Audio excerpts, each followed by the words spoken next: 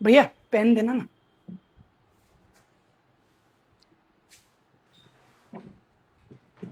अब मेरा एक वीडियो बना दोगे क्या? आपको खाली फोन पकड़ना ही है। बना दो ना। शुरू ही है ना? अरे ढक्कन दो ना, ढक्कन वाली, ये वाली पेन। नमस्कार। तो आज ये मेरा 7वां दिन है पब्लिक प्लेस में वीडियो बनाने का। और आज इस वीडियो माध्यम से मैं आपको समझाने वाला हूँ दुनिया में रहने वाले लोगों के बारे में। इस दुनिया में कुल 3 प्रकार के लोग होते हैं। एक कागज जैसे, दूसरे कलम जैसे और तीसरे ढक्कन जैसे।